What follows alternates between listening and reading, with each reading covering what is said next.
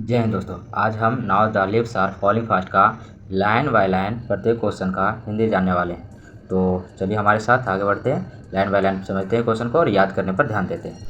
पहला क्वेश्चन कर रहा है इन द सेकेंड लाइन, इन प्रारंभिक लाइन पर जो उसके बाद जो लाइन है सेकेंड लाइन में of the poem now the leaves are falling fast. Now the leaves are falling fast में जो दूसरा लाइन है उसमें नर्स स्टैंड फॉर, उसमें जो है नर्स जो शब्द आया वो किसके लिए आया है? तो आंसर होगा ए ट्री, एक पेड़ के लिए आया है। नर्स शब्द का प्रयोग जो है किसके लिए किया गया है? एक पेड़ के लिए किया गया। अगला question in the poem now the leaves are falling fast despairing neighbours stand for.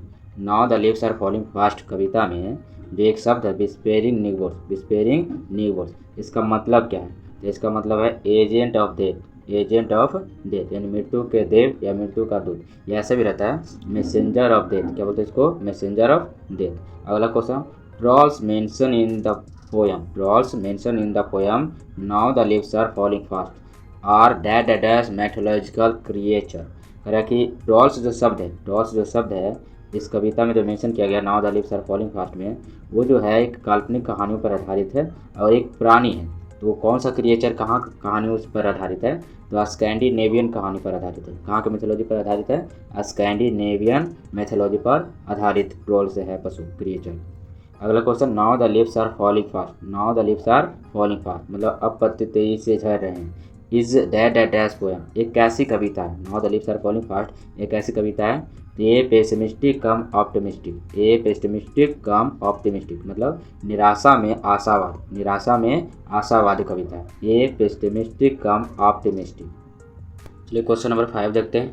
Who has compose the poem now the leaves are falling fast. Now the leaves are falling fast को किसने compose किया है? तो W.H. Auden ने। किसने किया है? W.H. Auden ने। अगला question W.H. Auden won the Pulitzer Prize in, यानी W.H. आउडेन जो है पुलिट्जर प्राइज जीते। कब जीते? 1948 ईस्वी में। कब जीते हैं? 1948 ईस्वी में।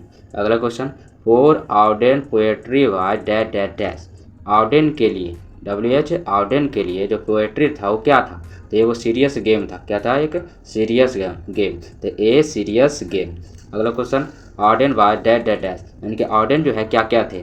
तो आंसर है a poet a verse dramatist, एक पोएट थे और साथ साथ में ड्रामेटिस्ट नाटककार थे। कैसे? तो छंद नाटककार, यानी कि जो आपको कविता के रूप में नाटक लिखते हैं उसी को बोलते हैं वर्स ड्रामेटिस्ट। अगला question now the leaves are falling fast dash ये अब पत्ते तेजी से गिर रहे हैं, एक क्या चीज़ है? सोनेट है या लैरिक है? तो ये आपको एगो लैरिक है। क्या आपको? लैरिक मतलब क्या होता है? तो जिसको गीत के रूप में गाया जा सकता है उसको लैरिक बोलते हैं। तो now the leaves are falling fast ये क्या है? एक लैरिक है। क्या आपको? एक लैरिक। अगला question now the leaves are falling fast dash the frustration inherent in human life.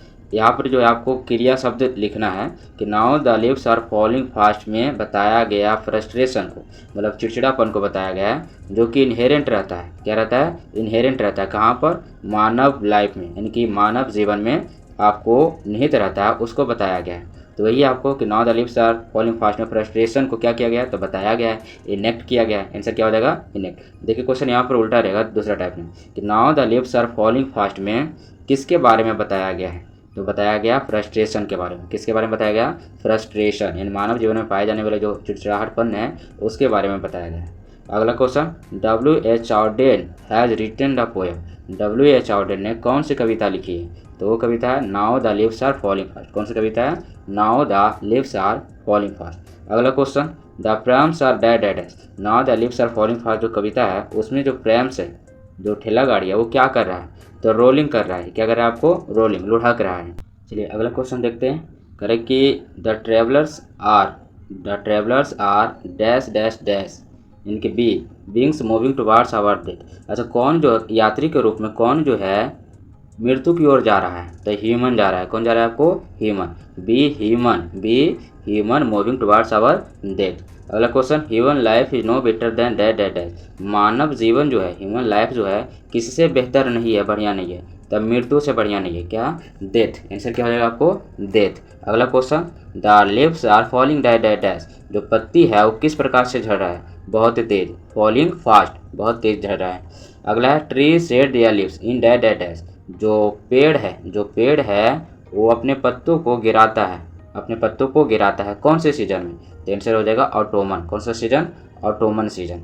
अगला question, the dash has become dumb to the leafless tree to see the leafless tree.